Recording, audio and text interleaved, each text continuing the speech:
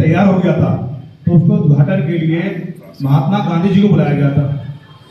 तो जब उद्घाटन हुआ था उस पर गेट पे लिखा था बनारस हिंदू विश्वविद्यालय और इंग्लिश में लिखा था BHU। महात्मा गांधी जी ने अंदर आने के लिए तब कहा कि मैं आऊंगा तब जब आप इसका नाम उर्दू में भी लिखोगे। इस बात के लिए वो क्या नाम है उन्होंने संदेश भिजवाया कि मालवीय जी को कि आप इसमें नाम पहले उर्दू में लिखो तब मैं आऊंगा। मालवीय जी ने विशेष जोर दे दिया कि उर्दू में नाम नहीं लिखा जाएगा, आप आए या ना आए, ये हिंदू विश्वविद्यालय है। तो उनका हिंदू के प्रति कितना सम्मान था इस बात से उल्लेख मिलता है।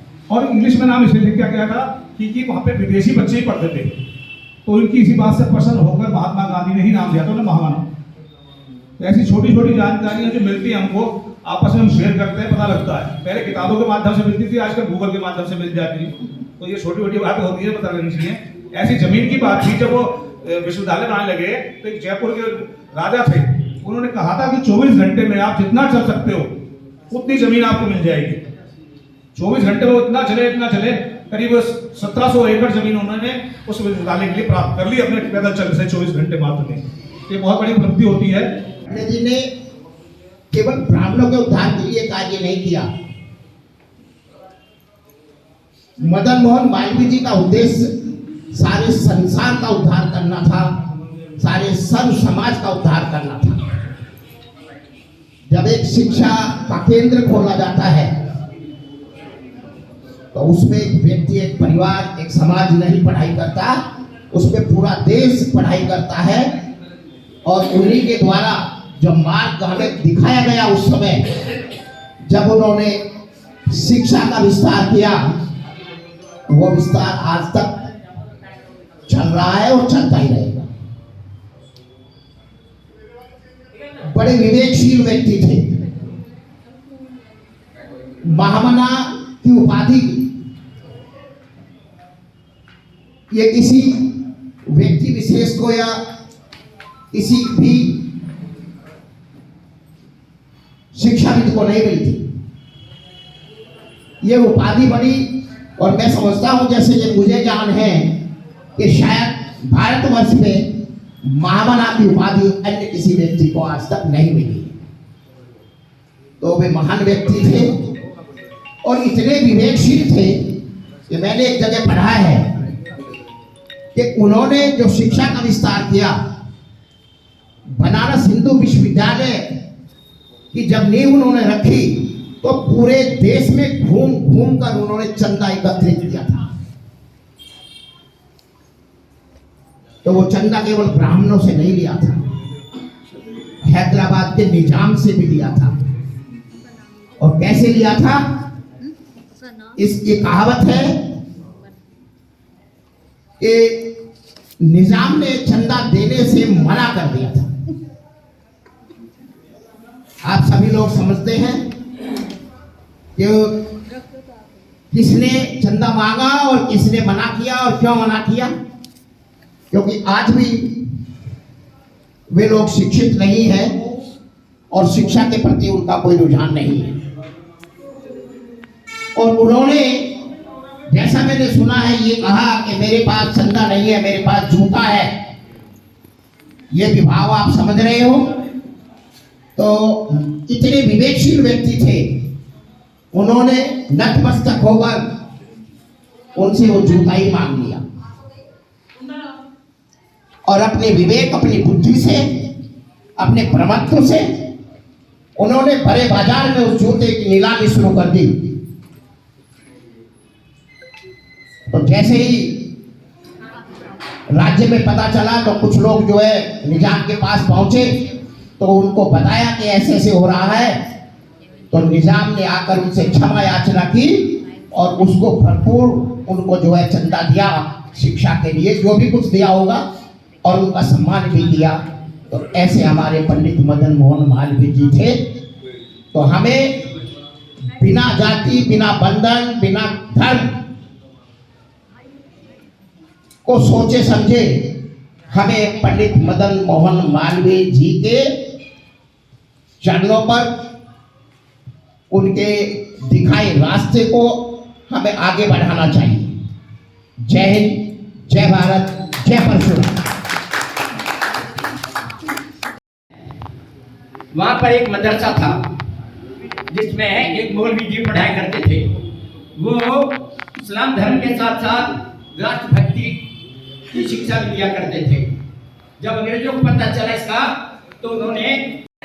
मुकेश जी क्या कहना चाहेंगे पंडित मदन मोहन मालवीय की आज जो है जन्म उत्सव के उत्सव में जो है बहुत ज़्यादा जो हर तरह का समुदाय जो आपने आज इकट्ठा किया, और क्या कहेंगे इस विषय में? मेरा अपना कहना है कि जैसे मालवीय जी के जो चरित्र हम सभी को, सिर्फ ब्राह्मणों को नहीं, हम सभी व्यक्तियों को अपने मन में उतार कर उस पर अनुसरण करना चाहिए। मेरा अपना मानना है। आज हमने सर्व समाज लोगों को बुलाया गया है, इसमें जाट समाज से भी आए हैं, गुजर समाज से भी आए हैं, और कुशवाहा समाज से भी आए हैं, सुनार समाज से भी आए हैं। काफ़ी संख्या में लोग आए हैं यहाँ पे, और सभी से मेरा ये है कि हम सबको साथ लेकर समाज हित के अंदर जो भी हाथ से कार्य होगा वो हम कार्य करने में सदैव आगे रहेंगे। जिस तरह देखा गया मुख्य वक्ताओं ने अपनी अपनी बात रखी, क्या कहेंगे इसके बारे में? नहीं, मुख्य वक्ताओं ने वही बात रखी जो कि इनके जीवन यापन में गुजरी हुई है, जो उनके बारे में बताया गया है, किस तरह से उन्होंने क्या क्या संघर्ष किया है समाज के लिए, हिंदू समाज के लिए, समस्त भारत के लिए। चाहे वो कांग्रेस के अध्यक्ष की वाली बात हो, चाहे जमीन अधिग्रहण की वाली बात हो, चाहे वो क्या नाम है नामकरण वाली बात हो, ऐसी कई बातें जो कि हमें जानकारी नहीं मिलती थी। आज इन बुजुर्गों के माध्यम से, जो हमारे इतने सीनियर लोग यहाँ पे आए थे, उनके माध्यम से ऐसी ऐसी जानकारी मिली है, तो हम उनके साथ करते हैं।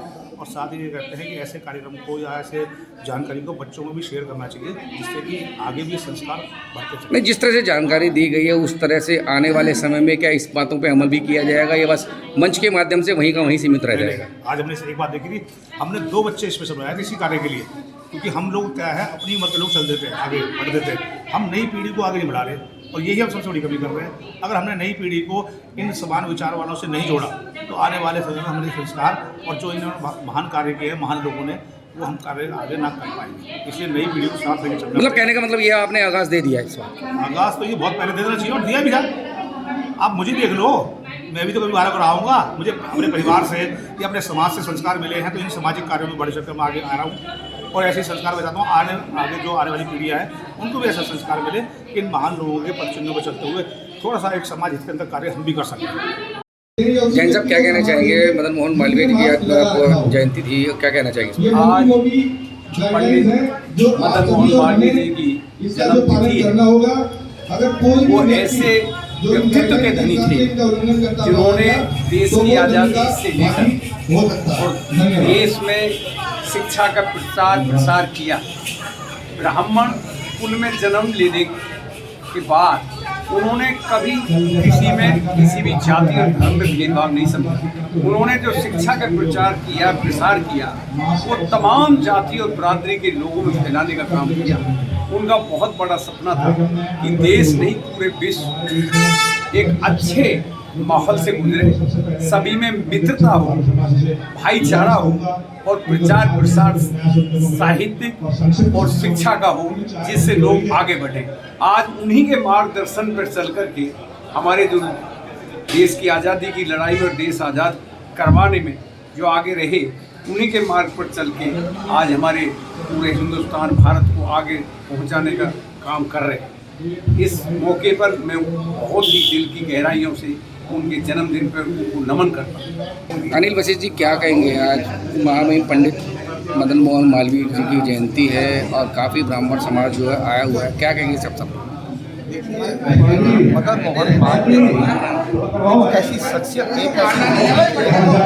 जिन्होंने देश को जहाँ स्वतंत्रता संग्राम के अंदर सहयोग देकर स्वतंत्रता संग्राम की मदद करके पूरा कांड के अंदर जहाँ देश की स्वतंत्रता में सहयोग दिया, वहीं देश के उत्थान के लिए एक शिक्षा का ऐसी जो निसंदेह आज तक भी हमें प्रेरणा देती है।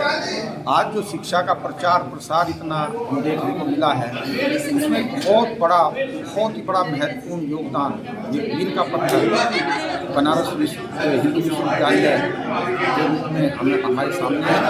आज हमारे अनेकों डॉक्टर, अनेकों वैज्ञानिक, अनेकों शिक्षाविद, अनेकों अलग अलग क्षेत्रों के जो हमारे विभूतियाँ दिखाई देती हैं, वो एक तरह से बनारस विश्वविद्यालय की एक पहचान है, उनकी एक देन है, जो आज हमारे यहाँ तमाम डॉक्टर और हॉस्पिटल, बड़े बड़े हॉस्पिटल दिखाई देते हैं, बड़े बड़े विश्वविद्यालय दिखाई देते हैं। ये सब उनकी देन है।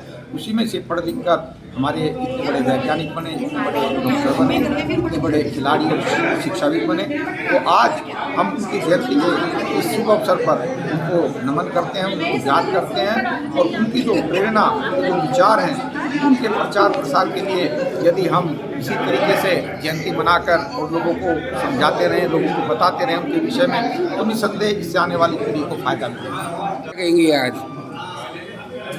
आज जैसे कि पंडित मदन मोहन मालवीय जी की जयंती है और हमारे मुकेश भाई ने इसका आयोजन किया कि भारतवर्षीय ब्राह्मण मास का, तो पंडित मदन मोहन मालवीय जी, क्योंकि इनके द्वारा ही हमारी संस्था अखिल भारतवर्षीय ब्राह्मण महासभा का गठन हुआ था 1939 में, और बेटी और रोटी के उद्देश्य के साथ इन्होंने इस संस्था का निर्माण किया था, ताकि सभी जो छोटी छोटी जातियों में जो ब्राह्मण बटे हुए हैं वो संगठित हों और साथ में उनके यहाँ बेटी और रोटी वाला निष्ठा रहे और उनके बच्चों को शिक्षित करके विद्या उपार्जन के माध्यम से उनको इस लायक बनाया जाए ताकि आगे अपने जीवन को चलाने में सक्षम हो सके।